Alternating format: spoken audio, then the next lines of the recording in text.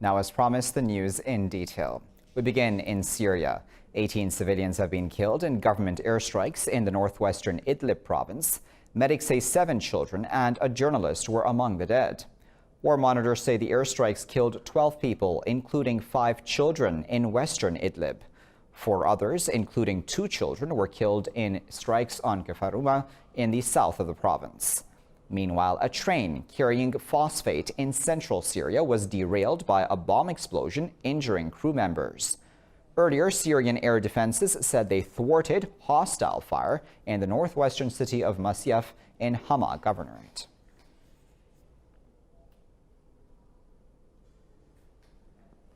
Well, Saudi Arabia has called on the international community to deter Iranian actions against commercial shipping in the Gulf.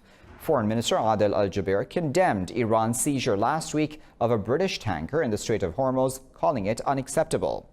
Al-Jubeir said Iran should rethink its actions. Meanwhile, British Prime Minister Theresa May has called a top-level security meeting to decide the response to Iran's tanker seizure. Earlier, Kuwait's foreign ministry also called for international diplomatic action to prevent further interference in shipping activity.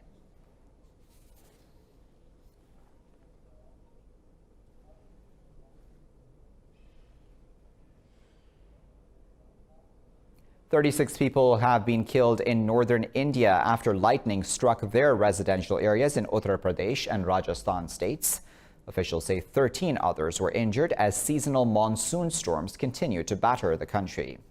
They say the lightning killed 14 people in the UP districts of Kanpur and Fatehpur. Another 5 died in Jhansi district and 4 in Jalan. Flash floods and landslides caused by the monsoon have claimed over 150 lives this month. Israeli forces have started demolishing Palestinian homes in occupied East Jerusalem despite international condemnation. Overnight, bulldozers accompanied by hundreds of Israeli soldiers moved into Surbaher village to knock down buildings. The operation has rendered hundreds of Palestinians homeless and has forced them to relocate. Palestinian authorities have strongly condemned the move and have called on world powers to stop Israel's illegal actions. This comes 3 days after Israeli forces wounded more than 100 Palestinians during weekly protests along the Gaza border.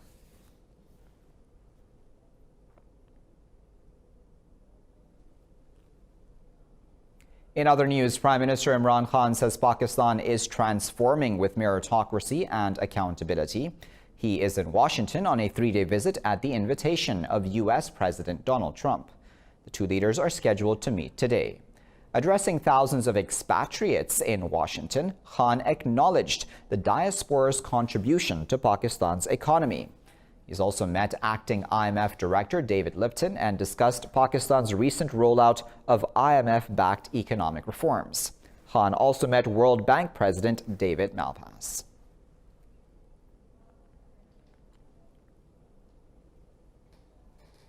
Now, following an exhaustive month-long process, the race for a new British Prime Minister ends today. Conservative Party members have until this evening to cast ballots for either Boris Johnson or Jeremy Hunt. Johnson, the contest frontrunner, has pledged to stick to the October 31st Brexit deadline, with or without a deal to leave the European Union. Hunt has said he is prepared to further delay Brexit to get better terms for a withdrawal. The successor to Theresa May will be announced tomorrow, and they will take office on Wednesday.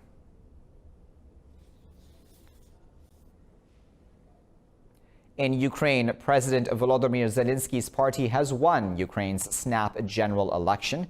Exit polls show Zelensky's Servant of the People party took almost 44% of the vote. It is the highest score in a parliamentary election for any party since Ukraine's independence in 1991. The pro-Russia opposition party came second with 11% of the ballot. Ukraine's Central Election Commission says voter turnout was around 50%. After the victory, Zelensky said he will invite the opposition for talks to form a coalition government. The president said ending the war in eastern Ukraine and tackling corruption will be his main priorities. Prime Minister Shinzo Abe's ruling coalition has won a majority in the upper house of Japan's parliament. The coalition won 71 out of 124 seats, but the Liberal Democrats-led alliance fell short of securing the two-thirds majority it needs to revise the constitution. The government now controls 141 seats in both houses of parliament, well short of the 164 needed. Abe says the election results show popular support for an amendment to Japan's pacifist constitution. Even if approved by Parliament, any constitutional revision must be put to a national referendum. North Korea has held elections for its provincial assemblies as well as local bodies. State media says 72% of registered voters turned out to vote. The turnout in the 2015 election was 99.9%. Elections in North Korea are held every 4 years, and the number of seats is determined by the population of each area.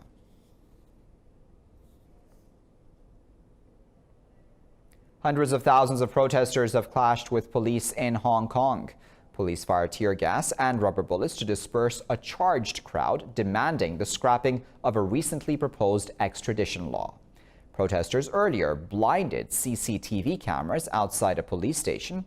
Later, dozens of masked men armed with batons stormed a train station in Yuen Long district. Hong Kong's media reports men wearing white T-shirts attacked traveling protesters on platforms and inside train carriages. 45 people were injured, one of them critically.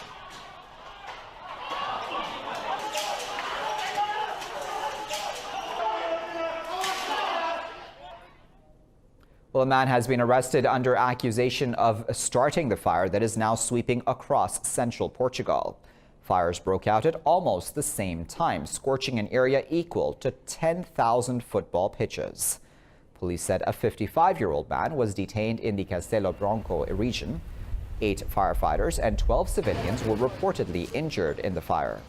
More than 1,300 firefighters battled the massive blaze. Authorities also mobilized over 300 vehicles, 11 planes, and helicopters to control the blazes. With no forecast of rain and soaring temperatures, the danger of fire remains high. The U.S. military says a Venezuelan fighter aircraft shadowed a U.S. Navy plane over international airspace. Venezuela claims the American reconnaissance aircraft had flown into its airspace, which the U.S. denies. The U.S. says the encounter took place because Russia irresponsibly supports the regime of Venezuela's President Maduro. The Venezuelan Defense Minister Vladimir Padrino says U.S. actions created a safety risk in the vicinity of Mequinez Airport. On to France, where Swedish teenage climate activist Greta Thunberg has received the first Freedom Prize in the northwestern city of Caen, Normandy.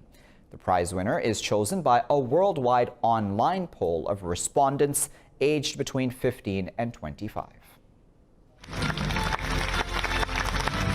The Freedom Prize was given in the presence of World War II veteran. Greta Thunberg says she will donate the $28,000 prize money to 4 organizations working for climate justice. This prize is not only for me, this is for the whole Fridays for Future movement, because this we have achieved together. So I will donate the prize money for Prix Liberté to 4 different organizations working for climate justice. Thunberg said every year 7 million people die from illness caused by toxic air pollution. The most powerful thing we can do right now is to speak up, to make our voices heard, and to hold the older generations accountable, and that would just say that this is enough. We are not going to accept this anymore. Greta Thunberg founded the Fridays for Future campaign, which stages rallies every Friday to protest at the lack of effective climate legislation. Meanwhile, the ongoing conflict in Yemen has become a dilemma for Ethiopian migrants trying to make it to wealthy Arab states. Unable to pursue a better life in rich Gulf states or go back home, Many migrants have died in bomb attacks and detained in the war-torn country. 25-year-old Abdul Rahman Jamal left his wife and children in Ethiopia 3 months ago. He hopes to enter Saudi Arabia via Yemen and earn enough to improve his family's living conditions. However, he found Yemen's battlefields impossible to cross. I reached Djibouti from Ethiopia and then took a ship here. I planned to go to Saudi Arabia. In Ethiopia, I had no job. My hometown was very poor. I am also very poor and have nothing but my children. That's why I've come to Yemen. Each passing day is adding to the suffering of Abdul Rahman Jamal. He wants to go home now, but his hopes are waning day by day. I'm regretful to have come to Yemen and I want to return to my homeland. I miss my children and parents. There are many problems in my hometown. I cry every day as I'm missing and worried about my hometown and family members. Last week, some 280 Ethiopian migrants returned home with the support of the International Organization for Migration, but many are still waiting for their chance to go home. Well, the American-led invasion of Iraq in 2003 caused enormous social and political upheaval in the country. This has had many effects, including a surge in the popularity of Western-style tattoos. Before Washington invaded in 2003, Iraqis used to tattoo themselves with primitive tools. They usually made small traditional designs to beautify their hands and faces. Now, the designs have become more westernized. All images I tattooed on my body have meaning. Here is a drawing and here is another one. I truly admire this person and he is a well-known personality. This is why I chose to tattoo my body and the pain is normal. Tattoo artists say frequent interactions with American troops is what caused the change. Things have changed and people started loving it. Some of them cover injuries or surgery scars. Most of them come to do eyebrow tattoos. For women, the turnout is normal. Just like men, they do what they like. They do it for beauty, and some come to cover things in their bodies. For some Iraqis, tattoos have a more practical purpose. When the country descended into sectarian chaos in 2003, many got their names inked on their arms in case they were killed in a terror attack.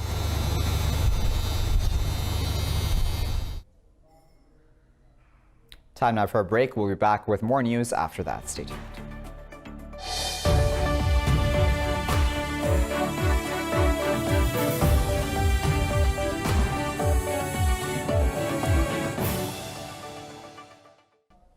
Let's begin this half of the bulletin in China. The Hualian Festival is underway in that country's Yunnan province.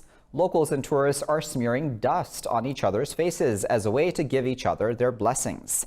The festivities will last for a month. The Hualian Festival is a tradition of the ethnic Yi minority group in Yunnan's Qubei County. The event involves people chasing each other and spreading dust on each other. People believe the practice brings good fortune. Others just do it for fun. I come from Japan and this is the first time for me to participate in such an activity. I didn't expect an activity like this. It's really so much fun. With a history of around 1,000 years, Yunnan's Qubei County is one of China's most culturally rich areas. The county has held a series of cultural activities every year since 2000.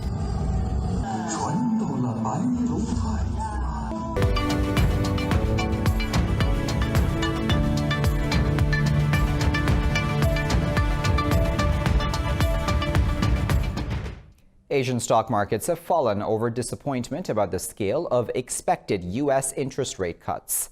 Overall, mainland Chinese indices and Japan's Nikkei 225 declined. In Hong Kong, Hang Seng fell amid violent protests over an extradition bill. South Korea's Kospi and Australia's ASX 200 also traded lower. This comes as a Nasdaq-style technology board marked its debut on the Shanghai Stock Exchange. The new Science and Innovation Board listed its first batch of 25 tech companies in a bid to stabilize volatile Chinese markets. Oil prices are higher in Asian trading amid tensions in the Gulf and the shutdown of Libya's largest oil field.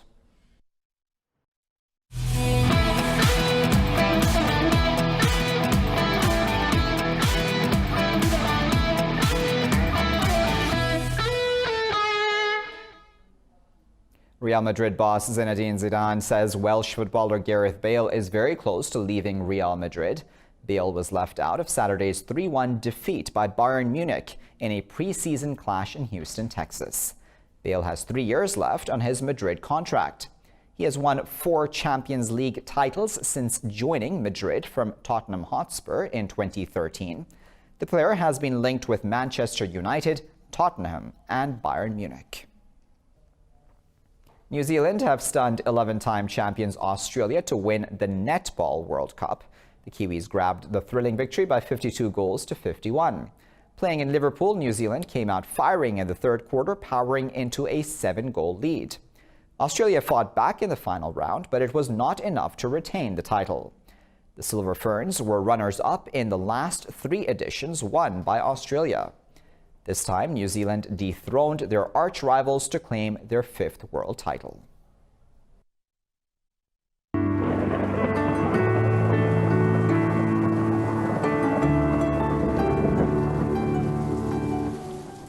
Time now to find out what the weather is like, I should say, around the world.